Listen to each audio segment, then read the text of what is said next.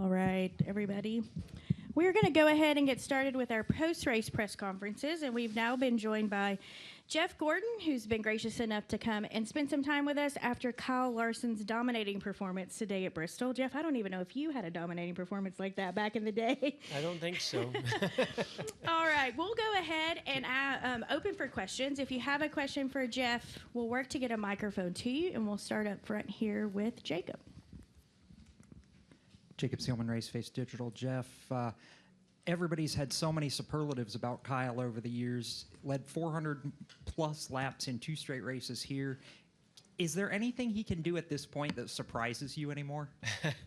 Not really. I mean, it's, I've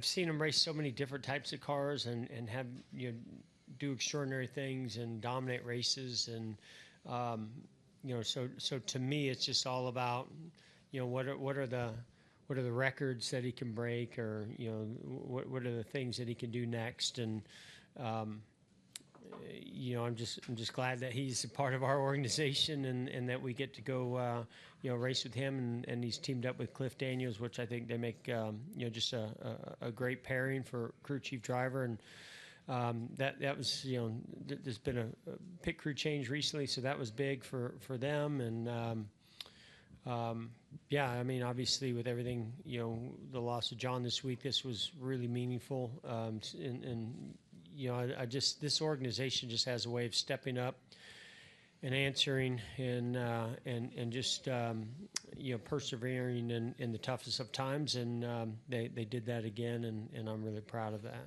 Larson, when he was in here yesterday, called to mind a trip that John took with them after the 2021 championship in Dubai that he found particularly meaningful. You worked with John longer than anybody. What stood out to you about him in his time with you, and then later his time with Kyle at Hendrick Motorsports?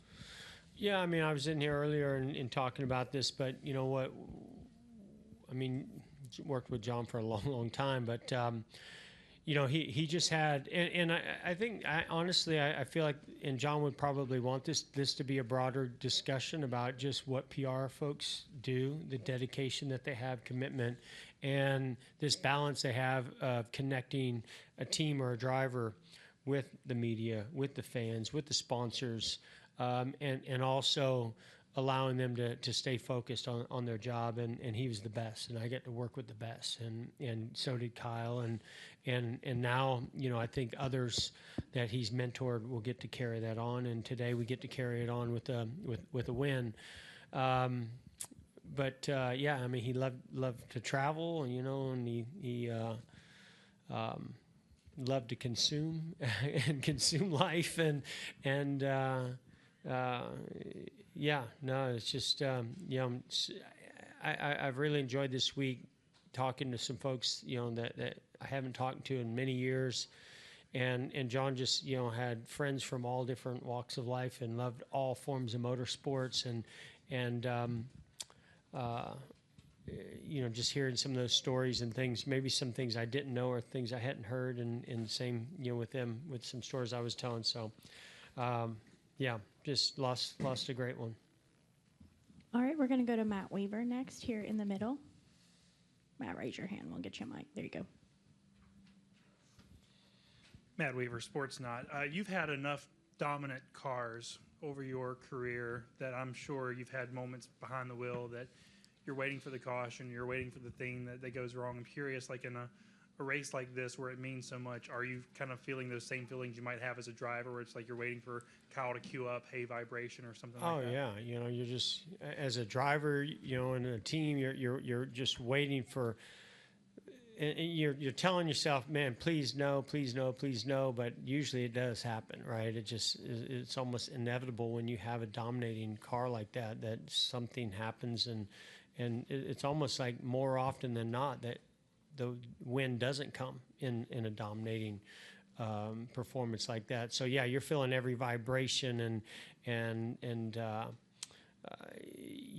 every lap car that you come up to, you just think that something's going to happen. You got in the wall with 5 or 6 to go, and so I think you're really trying to tell yourself, hey, don't make any mistakes here, but at the same time, you're really hoping that the rest of the field doesn't make any mistakes either. So yeah, it was, for me, I think I was just like, when's it coming? When's it coming? Because I want to get prepared, because I don't want to be too upset when it does come, and it never came, which, you're happy for when you have that kind of a performance. You kind of feel like it's deserving to finish it off. And then I think most of us outside of the sport, when we go through adversity or a tragedy, we get to call in and say, hey, we're not coming to work, or we need time, or whatever. And this sport doesn't move that way. And you guys have dealt with a lot of that over the years and decades. And I'm curious, like, how can you articulate like how challenging that is, just to, hey, go to it's it cathartic in some ways to go to the racetrack, or is it a challenge? I'm going to tell you what, I can't speak for everybody on the team, but for me walking in today, it was different. It was tough. I think that we've gone through a lot as an organization over 40 years, and when you have experience in those things, you realize that what would that person want, and try to fulfill that. And I John would want us to be here racing, and would want us to. I don't even think he wants to honor him. He'd want us to not say his name at all. He wants to go under the radar and be on this kind of unsung hero, I guess. But there's no other way to do it any other way for a great like him. And but yeah, I think we've just, sometimes it's therapeutic, but it's also not really an option either. And like you mentioned, and so you just try to learn from it and grow from it, and bond together as an organization, as a team together. And I think that's what John's going to do in this case for us. Yeah. All right, we're going to go to Shane in the back. Shane, can you just raise your hand? There you go. Thank you. Shane Connick, Charlotte Observer. Now, know you would have loved to pull off the triple this weekend, but just how special is this entire weekend when you look at Kyle's performance yesterday and today, just for this team? Yeah, I mean, I do know how bad he wanted it. I just think of Homestead and how close that was, and and then this one was so close. But either way, I asked Kyle about it earlier, and he's like, I didn't have the best truck on Friday, so second was probably the best we could do. So he was looking at it slightly different than the way I was. But this is a track that he's just so good at, and this organization has traditionally put great race cars out on the track here. And so I'm really excited to see our Xfinity team stepping up. We're bringing a lot more things in house and doing a lot more of that ourselves. We got a young driver in Corey Day, so to see that team and the cars perform at that level. When you put Kyle Larson in the car, you better win with it at Bristol. It's just kind of Bristol and Homestead. Seems like if you don't, then you've really kind of let everybody down. And you and Kyle both obviously worked with John for a long time. What is it about? How important is it to have a PR rep who is as good as John was? Yeah, what I loved about working with John is that he would call me out, or he would put an emphasis on things that were priorities, and sometimes you get caught up in in going week to week, or things that you not always are wanting to put some of the opportunities that come your way first, because you got something else happening. And John was always great of just presenting it in a way of, hey, I think this is a great opportunity, and if we don't do it today, maybe you can do it tomorrow or another time, but you need to do it. And when he said that, then you're like, absolutely. If he believed in it, then I believed in it, and I think Kyle felt the same way when he was working with him. And it was always just a good balancing act. Plus, he just he loves motorsports, loved his job, and was easy to work with. So yeah, that's the kind of person that you want on your side in that role. All right, we're going to move up front here. We're going to go to Jordan and then Dustin. Jordan Bianchi, The Athletic. I understand you're going to be coming at this from a biased perspective. What is better race at Bristol Motor Speedway? Last year when you had tire wear and it was kind of really into the driver's hands, or is it better this year where the best driver and team can assert themselves and kind of run away? Yeah, I mean, I am a little disappointed today, with the tire. I'll be honest. There was no fall off and no wear. We all thought there was going to be tremendous wear, and there wasn't. But at the same time, I don't like what happened last year either. I wish, and I want to say this: Goodyear has a tough job. I think this car, we have a heavy car, just stock cars in general. We have these high bank tracks, heavy loads, abrasive surfaces. There's just a lot of things that are very difficult for them to do the things that they do to make a tire that's durable and performs well. So to ask them on top of that to please have a tire that falls off and wears, but doesn't wear too much, that's a tall task. So I don't envy them on that, but yeah, I went through the Indy debacle, right? And I mean, you were 10 laps pitting cautions that's not good. Last year, I thought it was while probably entertaining for you in here, it just completely it took things out of the driver's hands too much. I felt like it. You could say if you wanted the driver's managing it, I don't think he was. I mean, you running 2 seconds off the pace is not what I think we want in NASCAR to manage a tire. So, yeah, I would take this one. I mean, I am biased, but I would take this over that. But I still was disappointed to see how few cautions and how little fall off there was today. Go ahead, Dustin. Dustin Long, NBC Sports. First grade as the win is obviously. Hendrick Motorsports was built on championships, and I remember talking to you after Phoenix, and last year there was work still to do. As you guys come off a couple of dominating races and have had some strong runs in the first 9 races, how much of a push is championship, even more so after not winning it the last few years, and how does what you guys have done this first quarter maybe lead to some better results later in the season?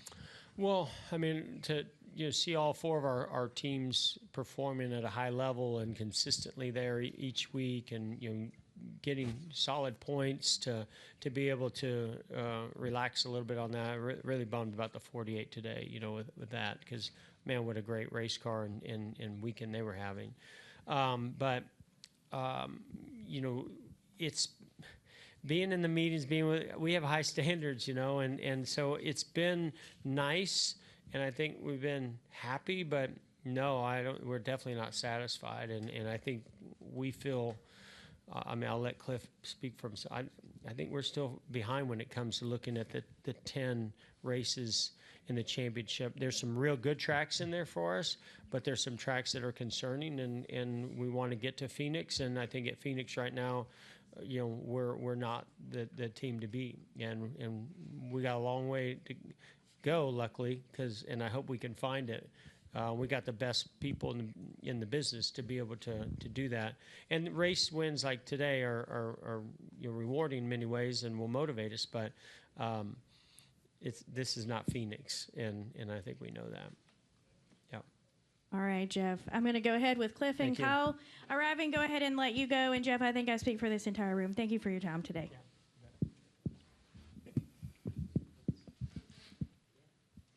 All right.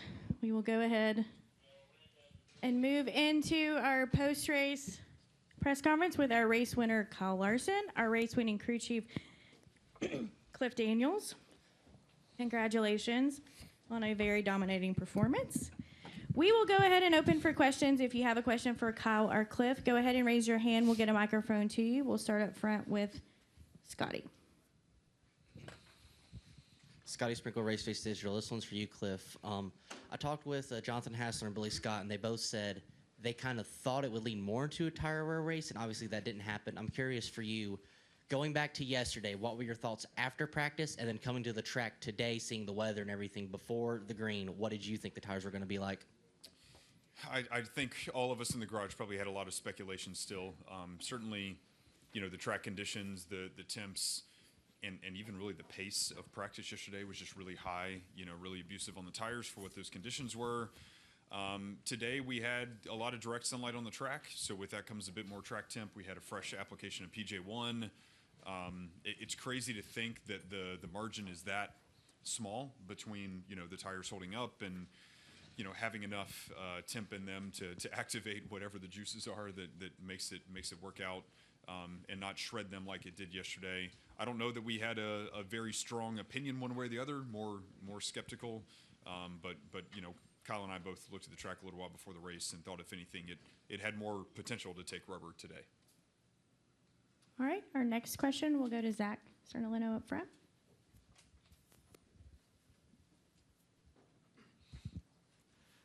Zach Sternilo, NASCAR.com. Cliff, to your left. I'm curious, going off the tire thing, when you have a situation where you see the tires cording as much as they were, you're coming into this race weekend expecting one thing. Does that give you any sort of doubt? How much does that change what your preparation for the race is, and how quickly then do you have to adapt when you go 50 laps into the race today and see that that's not the case? Yeah, I mean, we certainly had, kind of a two-part conversation around what it would look like for a rubber race. It wasn't a fully rubbered-in race, but certainly the tires made it. And then the conversation around what it would be like if it was a kind of a chaos-type race with a lot of tire wear.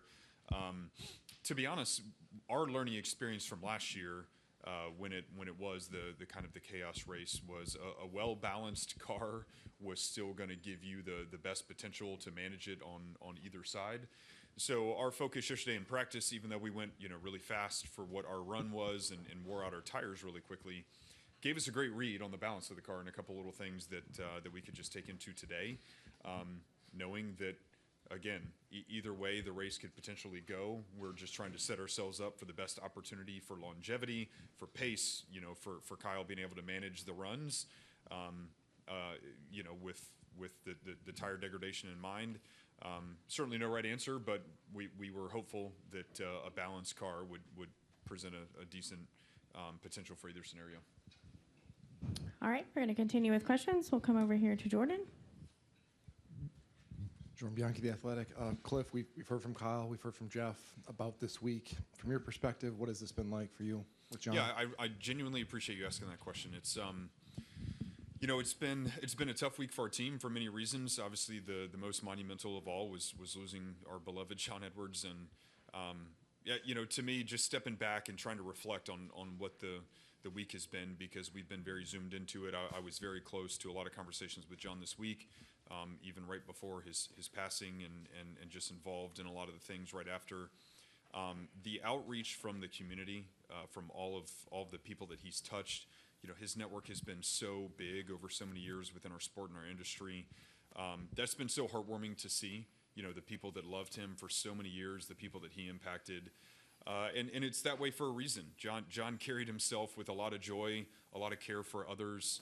I can just think of so many situations in our time together where it didn't matter who it was or what publication or what media outlet or what driver, team, anybody. John had the same high level of care and concern and love for others, irregardless of who it was, and that's what made him such a joy to be around.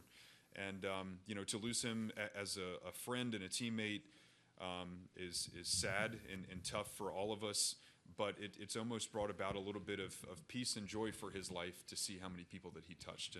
And genuinely, I think that's his legacy, to challenge everyone to think about others that way, to carry themselves that way with so many.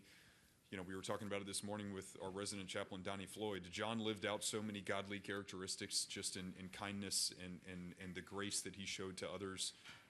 That's the impact he has on us, and I believe that's the impact he has on our community at large. I asked Kyle and Jeff this question too, so I'm going to ask you, favorite memory? Absolutely. He would always come up to me before every race, hey, Cliff, when we win later and when we dominate later, we're going to do this, and this after the race.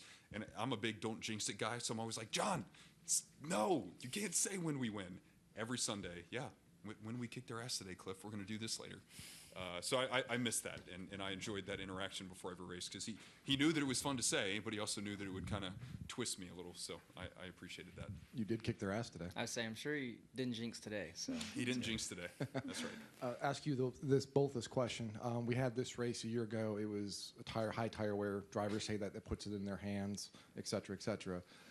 When you look at today's race versus last year's race, do you have a preference of what you want last year, this year, somewhere in the middle? Go ahead.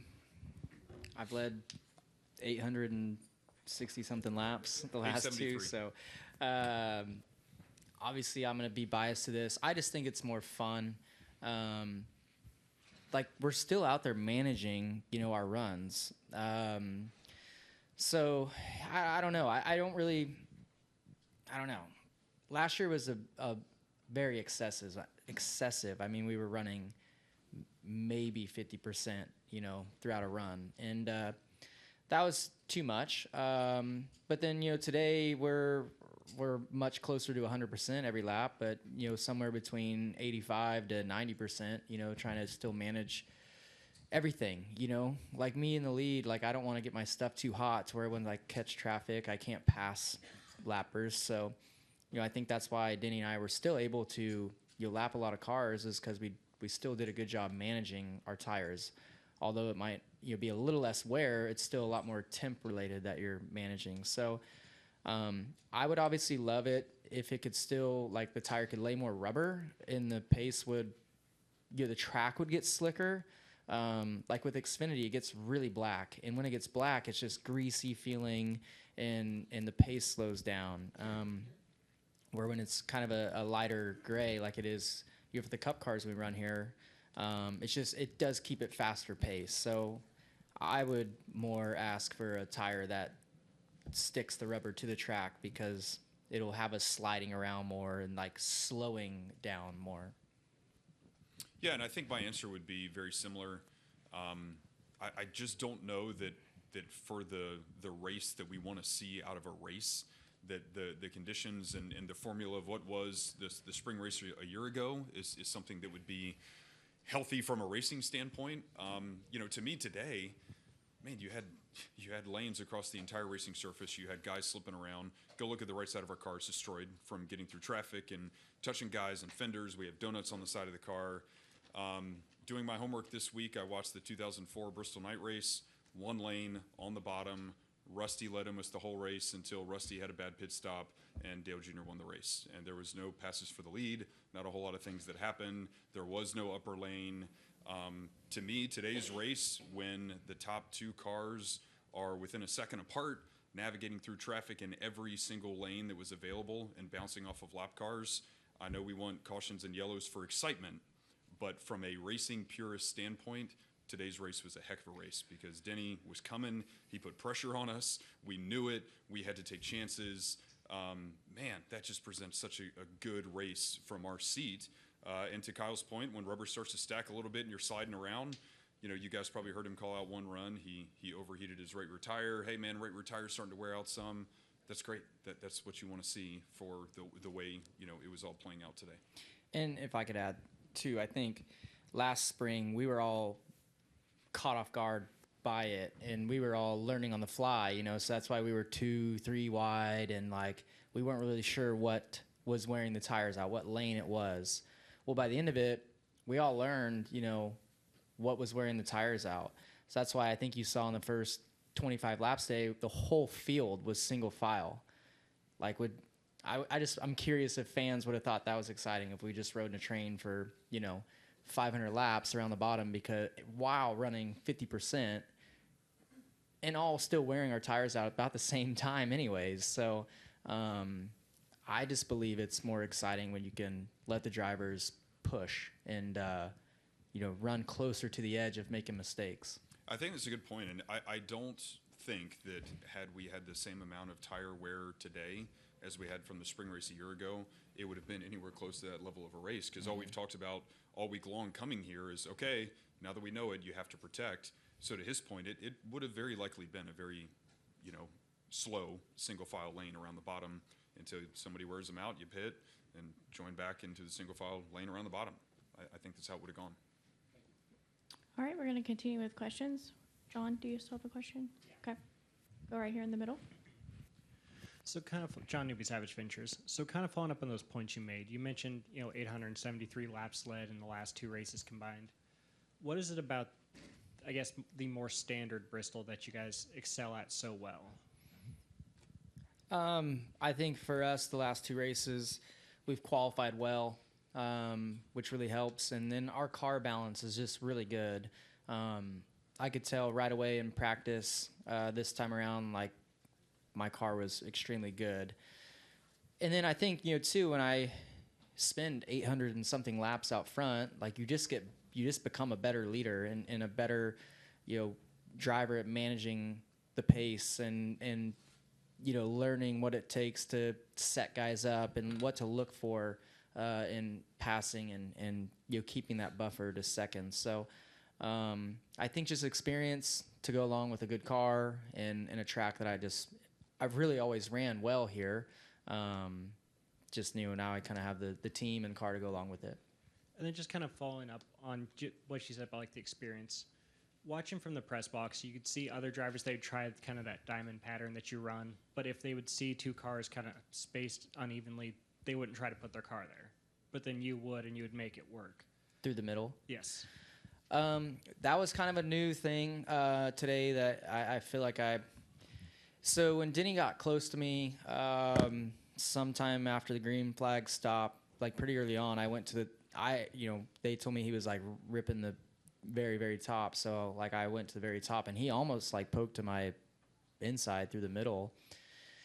So I kind of kept that in the notebook and caught some slower cars that had split. I think the 60 was somebody I felt like I really needed to get by. And he went to the bottom, and I was able to kind of plug the middle around him. It just was really lighter colored through there. Like there was less rubber, most where everybody's running was the very bottom and the very top. So the middle was kind of clean and had a lot of grip. And, I used that to my advantage for just a couple laps. But I think if you keep running there, you just wear out your tires. So, again, we were looking after our tires today. And when I would make the pass, I just got back to the lanes that I thought would, save me throughout the length of the run. All right, Dustin? Dustin Long, NBC Sports. Cliff, you guys have gone through quite the range the last couple of weeks, the last couple of races. And I'm curious what, in a sense, better makes us a stronger, better organization group for the playoffs? What you went through last week and having to go through that, or going out and kicking everybody's butt on a week like today? I think it's a great question, and you have to see all of the different facets of, a failure and defeat, and using the DVP policy and all the things that we had to do there. That, in my opinion, was an incredible education and learning experience for our team. There are so many valuable things that we took away, just from a process standpoint, and even working with NASCAR.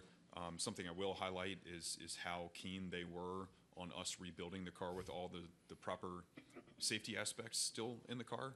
And daggone it if we didn't hit the wall again in the same spot and the car was safe and all those things were done. So it was twofold in a team exercise of getting a car that was put together well, back on track, that we could go work on performance, also safety with that.